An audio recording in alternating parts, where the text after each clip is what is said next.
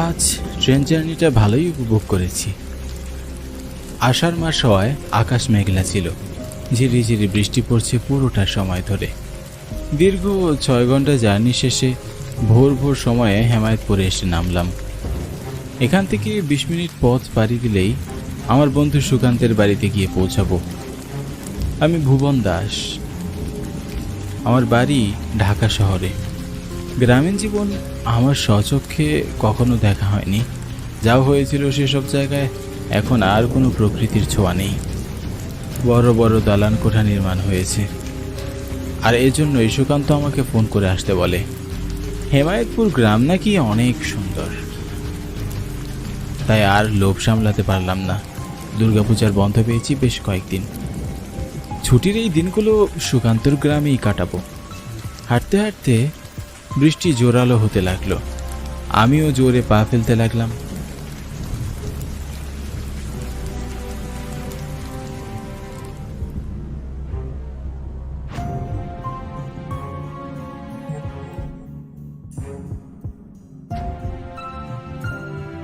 সুকান্তের সাথে আজ গ্রামে ঘুরতে বেরিয়েছি। সারাটা বিকেল ঘোরাঘুরি শেষে যখন বাড়ি ফিরব তখনই মুষলধারে বৃষ্টি শুরু হয়।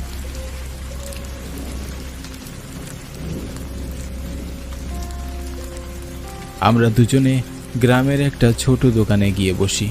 সেটা ছিল একটা চায়ের দোকান। তুই তো এখনো কিছুই দেখিসনি। তোকে আজ রাতে গ্রামের বাঁশবাগানে নিয়ে যাব, তখন দেখবি পাতার ফাঁক দিয়ে আকাশটা কত সুন্দর লাগে। আমার তোদের গ্রাম খুবই পছন্দ হয়েছে, আর রাতের বেলা বের হতে আমার কোনো আপত্তি নেই।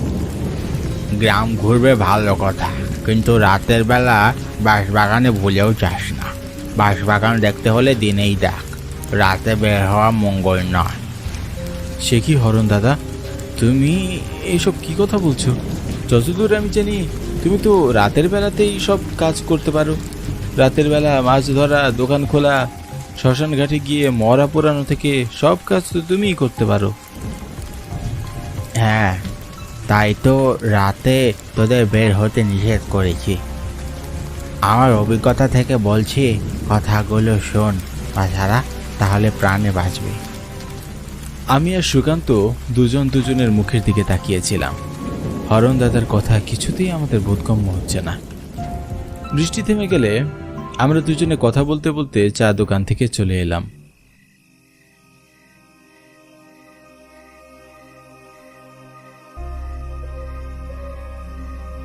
এখন রাত 12টা বাজে। আমাদের আরো আগে বের হওয়ার কথা ছিল, কিন্তু সুকান্তের মামা কিছুতেই রাতে আমাদের বের হতে দিতে চাননি, আর তাই মামা ঘুমিয়ে যাওয়া পর্যন্ত আমরা অপেক্ষা করি। বাড়ির সকলে ঘুমিয়ে পড়লে দুই বন্ধু রাতের আধারে বাঁশবাগানে যাওয়ার উদ্দেশ্যে বের হই। সুকান্তের বরাবরই সাহস একটু বেশি, ভূতপ্রেত নিয়েও আগ্রহের কমতি নেই। বাঁশবাগানের পাশে একটা শ্মশান ঘাট আছে। এই শ্মশান ঘাটে অনেক অস্বাভাবিক কিছু দেখেছে, কিন্তু আজ পর্যন্ত আমি কিছুই দেখিনি, আর তাই তো এইসবে আমার বিশ্বাস হয় না। আমিও খুব একটা বিশ্বাস করি না, তবে রাতের বেলা ভূতপ্রেতের কথা শুনলে বুকের ভেতরটা লাফিয়ে ওঠে রে ভাই। আমরা দুজনে গল্প করতে করতেই করছি। এদিকে পথে মুষলধারে বৃষ্টি শুরু হয়ে যায়।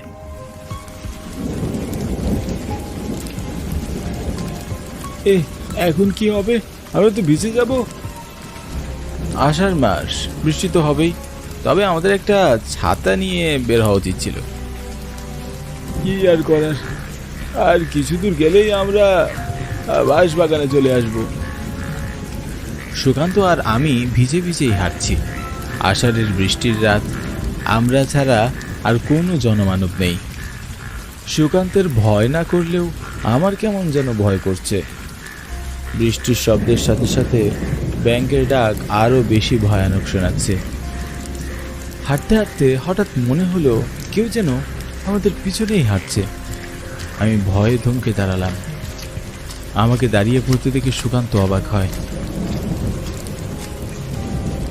কি দাঁড়িয়ে পড়লি যে? কিন্তু স্পষ্ট মনে হলো কেউ যেন আমাদের পিছনে হাঁটছে। পানিতে হাঁটার শব্দ সুকান্ত কি শুনতে পায়নি? মনে হলো যেন ওদের পিছনে কেউ হাঁটছিল। আমারও তো তাই মনে হলো, কিন্তু পিছনে তো কেউই নেই। তাহলে আমাদের মনের ভুল হবে হয়তো। আমরা দুজনে আবার হাঁটা শুরু করি, কিন্তু একটা ব্যাপার কিছুতেই বুঝতে পারছি না, একই সাথে আমাদের দুজনের ভুল কি করে হয়।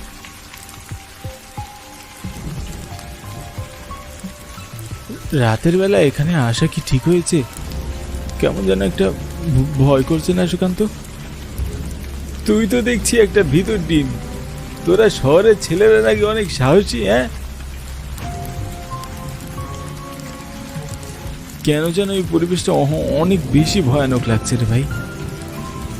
কিচ্ছু হবে না, চল বাঁশবাগানের ভিতরে যাই, তোর অনেক ভালো লাগবে। সুকান্তের কথায় আমি ভয়ে ভয়ে বাগানের ভিতরে এগিয়ে যাই। বুকের ভিতরটা কেঁপে কেঁপে উঠছে। সুকান্তকে কিছু বুঝতে দিলাম না, ও শুনলে নির্ঘাত হাসাহাসি করবে। বাগানের ভিতর ঘুটঘুটে অন্ধকার বিরাজ করছে। আমরা বাগানে প্রবেশ করতেই বৃষ্টি থেমে গেলেও হঠাৎ হঠাৎ বিদ্যুৎ চমকানোর শব্দে বুকের ভেতরটা কেঁপে উঠছে। বাঁশবাগানের ভিতর একটা শব্দ ক্রমাগত কানে আসছে, বাঁশ কাটার শব্দ। আমরা দুজনে বাঁশ কাটার শব্দ শুনতে পেলাম। এটা কিসের শব্দ? মনে তো হচ্ছে কেউ যেন বাঁশ কাটছে, কিন্তু এত রাতে কে বাঁশ কাটবে? বাগানের ভিতর তো কাউকেই দেখতে পাচ্ছি না। সুকান্তের দিকে তাকিয়ে মনে হচ্ছে এবার সে নিজেও একটু ভয় পেয়েছে, কিন্তু মুখে কিছুই বলছে না। আমাদের বাড়ি ফেরা উচিত বন্ধু। হ্যাঁ চল তাই যাই।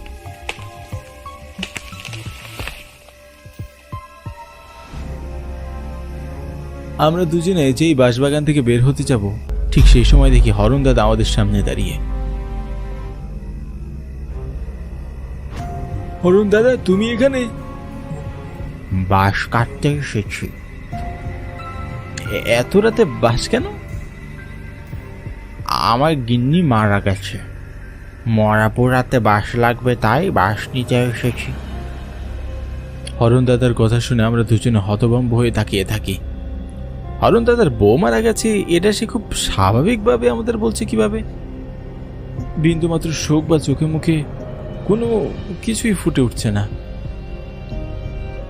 তোরা যাবি আমার সাথে? কোথায় যাবো হরণ দাদা? শ্মশানে। মরা পোড়াতে আমাকে সাহায্য করবি? হরণ দাদার কথায় সুকান্ত রাজি হয়ে গেল। আমার মন কিছুতেই সায় দিতে চাইছে না। এই রাতের বেলা শ্মশান ঘাটে যাওয়াটা কি ঠিক হবে? সুকান্ত হরণ দাদার পিছু পিছু যাচ্ছে, আমিও ধীরে ধীরে এগোতে থাকি।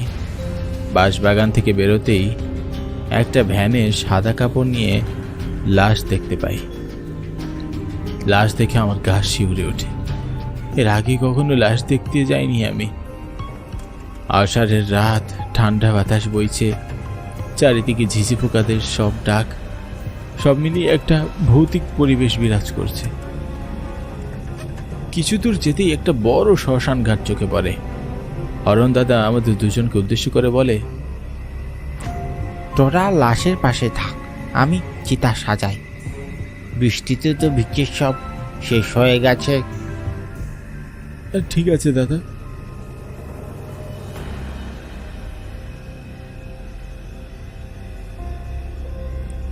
লাশের ভ্যান নিয়ে আমরা দাঁড়িয়ে, আর হরণ দাদা শ্মশানের ভিতরে গেছে। হঠাৎ একটা দমকা হাওয়ায় লাশের কাপড় সরে যেতেই আমি আর সুকান্ত চমকে উঠি। দুজনে দুজনের মুখের দিকে তাকাই। দুজনের চেহারায় ফুটে উঠেছে ভয় আর আতঙ্ক। এ কি করে সম্ভব? এ তো হরণ দাদা। হরণ দাদা এখনই শ্মশান ঘাটে গিয়েছে, তাহলে এই লাশ? কি হচ্ছে সুকান্ত আমাদের সাথে? বুঝতে পারছি না, কিন্তু এখানে থাকা নিরাপদ নয়। তাড়াতাড়ি এখান থেকে পালাই চল।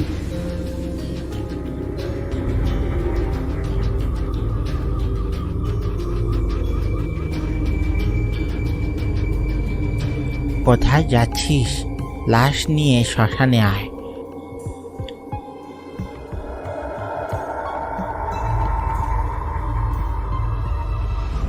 শ্মশানের সামনে হরণ দাদা, ভ্যানের ওপর হরণ দাদার লাশ। কি হচ্ছে বুঝতে পারছি না, ভয়ে শরীর কাটা দিয়ে উঠছে বারবার। তাড়াতাড়ি আয়, লাশটা চিতায় পোড়াতে হবে।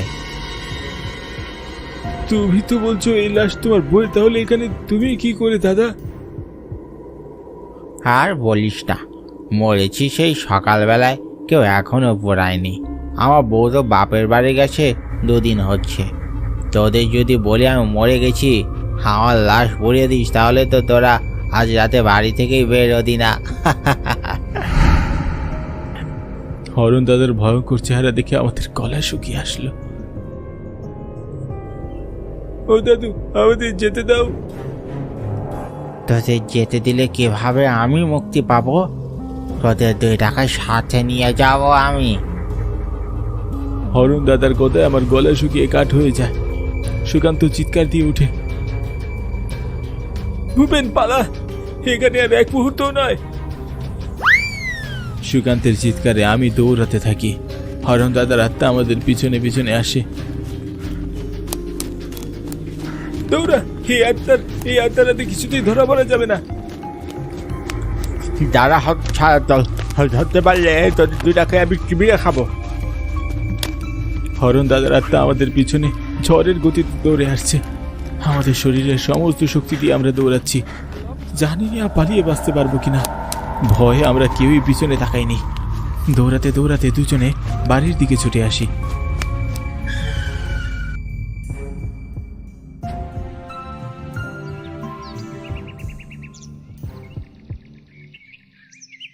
পরদিন আমি আর সবাইকে রাতের ঘটনা খুলে বলি। হরণ দাদার দোকান নাকি কাল সকাল থেকেই বন্ধ, অথচ আমি আর সুকান্ত গতকাল সন্ধ্যায় হরণ দাদার দোকানে বসে বৃষ্টি থেমে যাওয়ার জন্য অপেক্ষা করেছি। ভাবলেই শরীর হিম হয়ে আসে। একটা মৃত মানুষ দোকান খুলে বসেছিল। সুকান্তের মামাকে নিয়ে আমরা হরণ দাদার বাড়িতে যাই।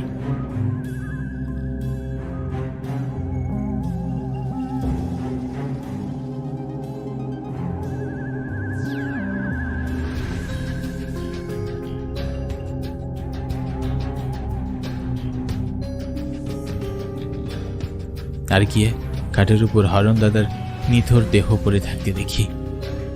সুকান্ত দাদার বউ বাপের বাড়ি থেকে আসলে গ্রামের লোকজন মিলে তাকে শ্মশানে নিয়ে পুড়িয়ে দেওয়া হয়।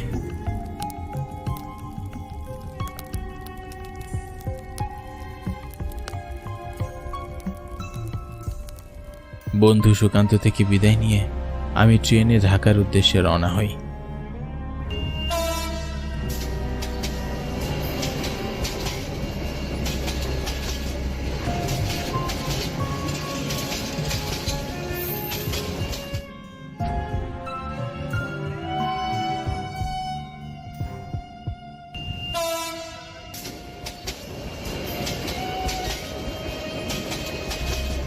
হেমায়েতপুর গ্রাম ঘুরতে এসে ভৌতিক অভিজ্ঞতা হবে এটা কখনো কল্পনাও করতে পারিনি। এই ঘটনাটা ভাবলেই ভয়ে আমার নিঃশ্বাস বন্ধ হয়ে আসে। সেদিন আমরা বেঁচে ফিরব কখনোই আশা করিনি।